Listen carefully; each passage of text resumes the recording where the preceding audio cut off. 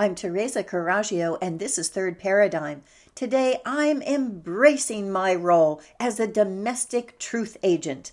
As I've mentioned, Homeland Security has declared anyone spreading false and misleading information that could undermine trust in U.S. institutions a domestic threat agent. And they are creating a heightened threat environment right now.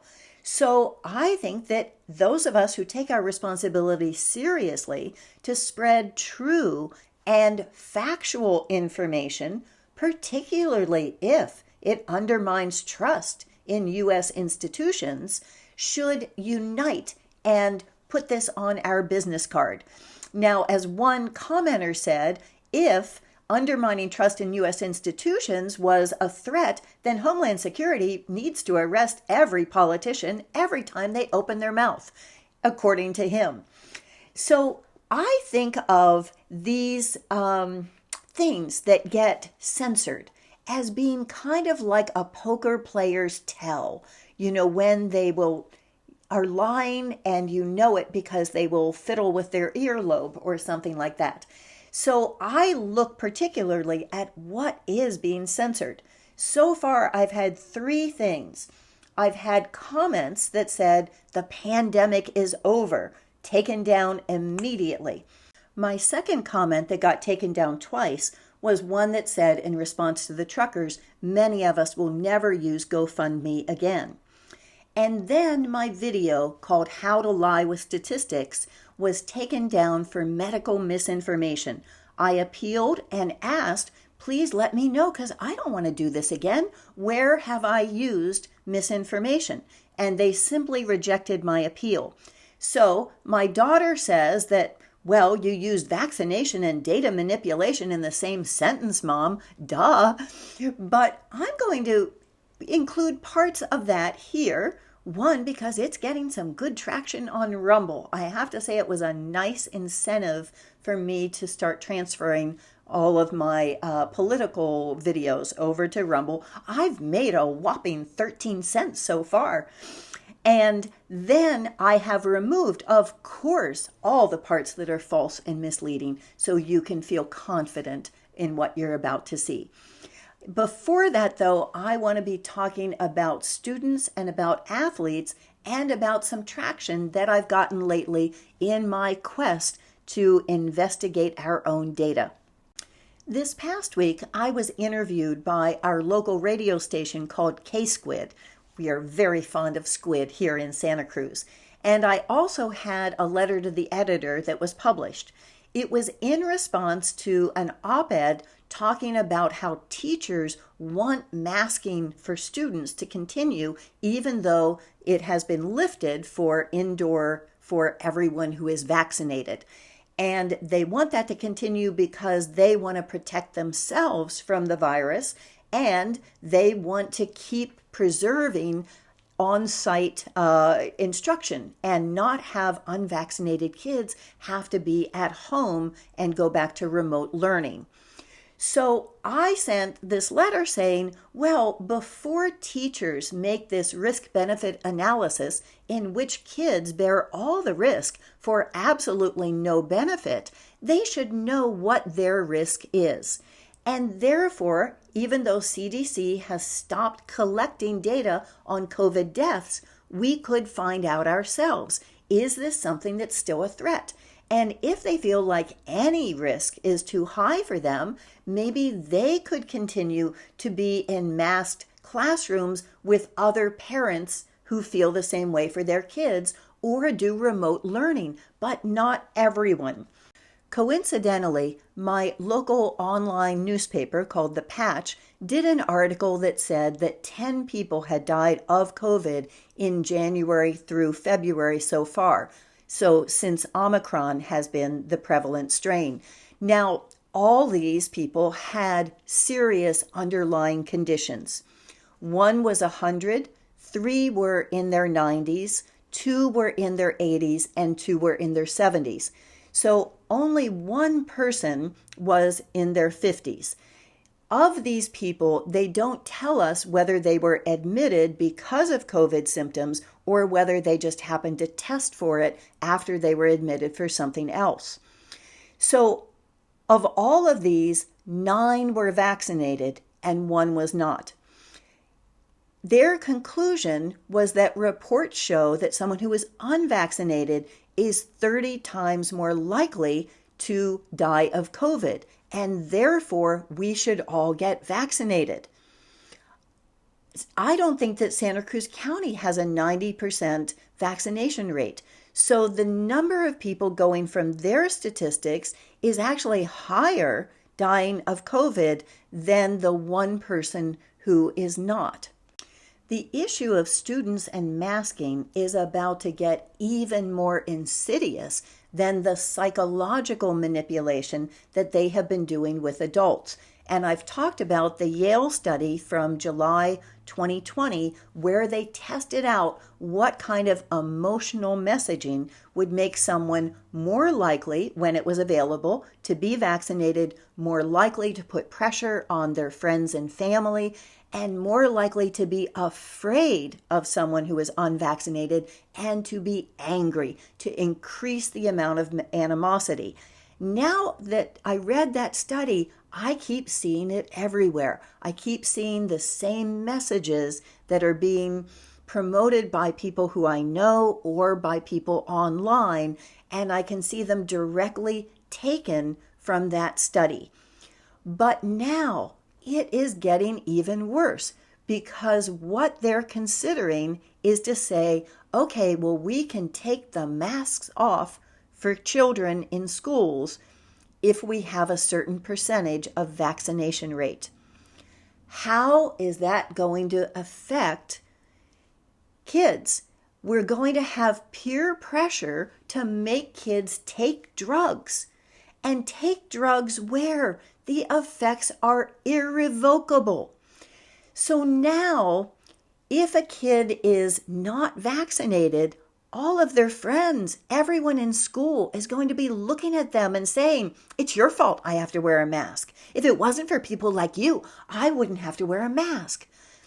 How horrible is this, that we're willing to subject our children to this kind of pressure? Someone has asked Robert Malone, what would you do if you were in this position?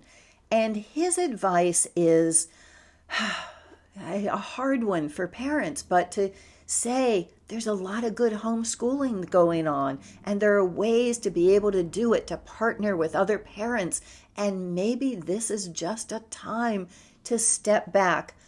I think that that is really good advice, because if you can do it, everyone's situation is so different, but if you can, the schools and the debt and the promise of college and the insidious industry bias, that's gone now. And there's no more bribes of, going off for a 4-year sleepover party with your friends.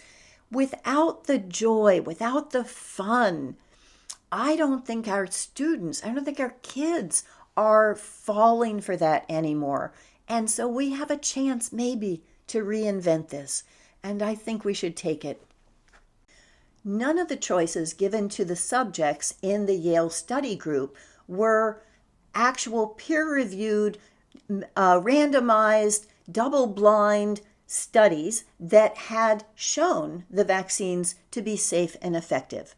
Before we subject the next generation to this experiment, let's find out what the data was for 2021 for the experiment that was done on all of the adults. And so looking at what is the all-cause mortality between vaccinated and unvaccinated, and counting vaccinated from the moment of vaccination, what are the reasons that 400 athletes have dropped on the field in the last 6 months and have subsequently died? That is a data point that needs to be addressed. Why are deaths among working age adults under 50 up by 40%? And in California, the non-COVID deaths are up 23%. Let's figure out those data points first, and then we can decide whether we want this experiment to continue. And now let's see some excerpts from How to Lie with Statistics with all of the false and misleading data taken out. I'm Teresa Coraggio, and this is Third Paradigm. Today I'm responding to Russell Brand's interview of Dr. John Abramson, and he is the author of Sickening: How Big Pharma Broke America's Healthcare System and How We Can Fix It. He is a professor of health policy at Harvard, and he has been an unpaid consultant to the FBI and Department of Justice in litigation regarding pharmaceutical companies. Now, unpaid in this context means honest, not just a volunteer. I'm taking my title, How to Lie with Statistics, from a book that was published in the mid-50s, so before I was even born. This topic has been around for a really long time. And anyone who's seen my episodes on digging into the data or the infodemic knows that this is really close to my heart. I am a data junkie, and understanding what the statistics are is really important to me. So I want to go deeper into this and find out why, even though John says that the vaccine has the ability to be the most profitable pharmaceutical that has ever happened in history, why he thinks that that's an exception to the rule, and that the statistics that they've released that someone who is unvaccinated is 20 times, according to John, more likely to die, be hospitalized, or come down with COVID than someone who is vaccinated. Why does he take that at face value when he has done so much research showing that commercial interests are dominating the narrative and manipulating the data? I also want to look at how the narrative is being shifted through other techniques rather than just the statistics. And I want to look at the role of government and what it should be, as opposed to what Milton Friedman has said in John's interview, and whether some solutions would be easier and more long-lasting than the ones that John proposed. So let's do this. Russell starts out with the question, how could this happen? How could pharmaceutical companies be able to dominate this narrative?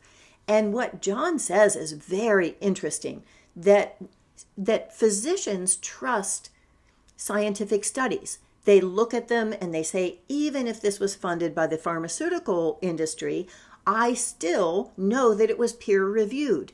And so data is data. It's going to be telling me the truth. But in fact, what John shows is that peer reviews don't have access to the data. What they have access to is the abstract, is the conclusions, and that those conclusions don't show all of how that data was manipulated. Recently on Children's Health Defense, there was an article published that said 5 studies that show a disturbing trend, conclusions that don't match the data. And they looked at the first one, which had nothing to do with the pandemic, but which confirmed something that Russell was talking about, which is that other things that are not profitable for the pharmaceutical industry are not going to have the funding to be wanting to show that there are results. So this was looking at high dose of vitamin B for brain cancer patients. And when they did their data, they looked at the median of how that had affected them and said, oh, that's not statistically significant. Now, a median works by saying if the majority of people don't show any benefit, then there is no benefit. But if you looked at the average actually doubled the lifespan of those in it. That for 6 out of the 14 patients, it significantly increased their lifespan. And obviously, it didn't hurt the others. So that's an example of how sloppy manipulation of data can show anything or can take something that it is showing and disguise it. It then looks at things like pregnancy and the impact on of the vaccine. And there's been another study that looked at the military and the military's health database and how the vaccine, which has been mandated there, has affected them.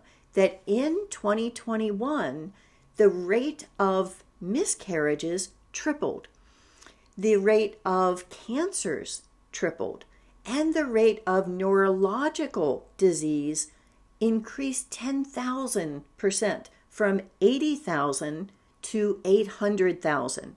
So this looked at another study and said that when they showed there was no impact on miscarriage, the miscarriage is in the first trimester, when the vaccine is in the first trimester. They only looked at data from the last 2 trimesters. So again, disguising the results. Another study was looking at Scotland, and that study started out with a big banner that said, make sure you read this so you don't misinterpret the data. And then the data was showing that there was a far greater, a 50% increase in the rate of contracting COVID among those who had 1 shot or 3 shots as compared to none, and that it doubled the rate for those who had 2 shots. And their conclusion said, well, this is only about cases, and that's not important. What's important is hospitalizations. But then if you looked at the hospitalization data, it showed the same trends, that the vaccine wears off in a short period of time, and it leaves someone with suppressed immune function, so that they are more likely to get COVID. The 4th study was looking at 139 young men under 20 who were hospitalized for myocarditis after they received the vaccine.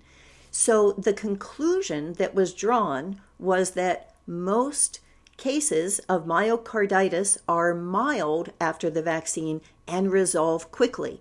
Now, when they measured the troponin levels, I think it is, which is what goes up in someone's heart when they're having a heart attack, they found that it was a median of 20 times higher than when someone has a heart attack.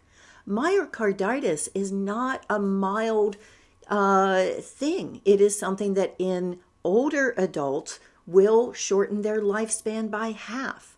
And so in looking at this, there's no way to say that it resolved quickly because you have no idea of what the long-term effects are going to be. And then the last study is one that I've cited before that looks at 3,000 counties and 68 different countries and looks at their rates of vaccination versus the number of hospitalization, deaths, and cases, and showed that there is no relationship among the counties and that there is actually a positive relationship between rates of vaccination and rates of deaths and hospitalizations in countries. So that data contradicts what John is saying, that if you're vaccinated, you're 20 times more likely to not be catching COVID or be hospitalized or die. And he cites Africa and says that Africa is only 9% vaccinated, and now the Omicron is burgeoning over there. Well, that doesn't mean anything if you're looking at that as creating immunity. That earlier they were only 6% vaccinated, but they had only 3% of worldwide cases. So why is that? The United States has a very high rate, but has 42% of all the cases in the world. So, and I'm doing this by memory. I wasn't able to find it, so check that before you quote me on it. But the trends are there. So if what John is saying is true, we would be seeing in unvaccinated countries 20 times the rates that we're seeing in highly vaccinated countries. And that just doesn't pan out. How can that data be manipulated?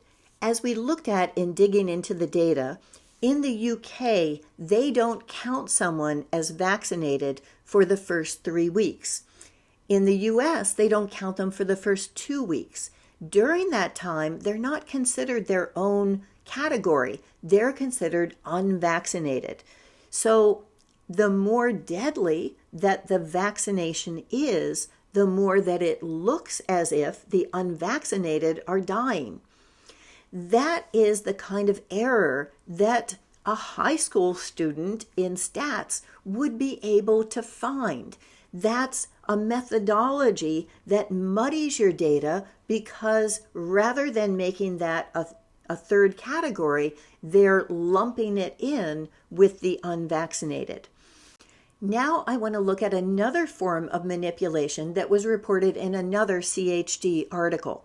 This is looking at the psychology and looking at a study that was done way back in July of 2020, before the vaccine was even available. And it looked at different ways of evoking emotions and whether that would increase someone's likelihood for themselves to get the vaccine, to get a friend to get the vaccine, and their negative feelings about people who didn't.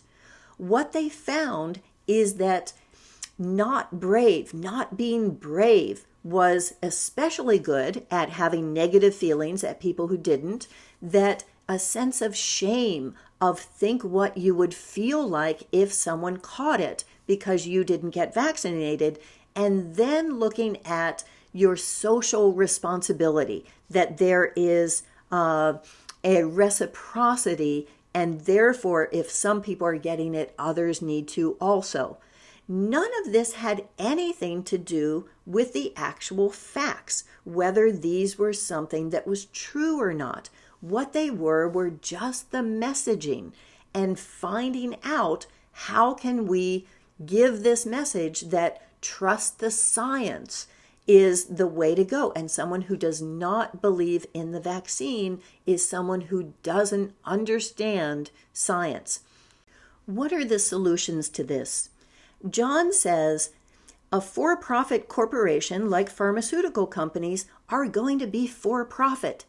Don't expect a zebra to not have stripes. And I love that. But where does that leave us? He says that doctors and physicians should be able to get into the data. They should be gathering together and demanding that they have better peer-reviewed studies. That seems like putting a lot of burden on them when that's the job of government. That government is there to protect us. They're supposed to be the antidote to corporate greed. They're not just supposed to be providing, like Milton Friedman said, law and order and contracts that are upheld. So their job is to protect community sovereignty. If those agencies are also prioritizing personal gain for the people within them rather than the public good, we would be better off without them. We would be better off doing our own at the level of those 3,000 counties and forming a network where we can look at this. Now, Matt Taibbi, who Russell is going to interview next week, which I'm very excited about, and I think that was a suggestion I had made in his comments, something he says in his articles is that we've lost the definition of fascism. We think that it's something kind of racist. But really what fascism is the collusion of business and government. Once you have that collusion, all you're doing is working twice as hard because you have twice the forces that are arrayed against you. That's what I think we need to change in order to change the entire paradigm. If you didn't see digging into the data, here's a link to that. And here is a playlist on media and propaganda. And I would love it if you would subscribe. Thank you.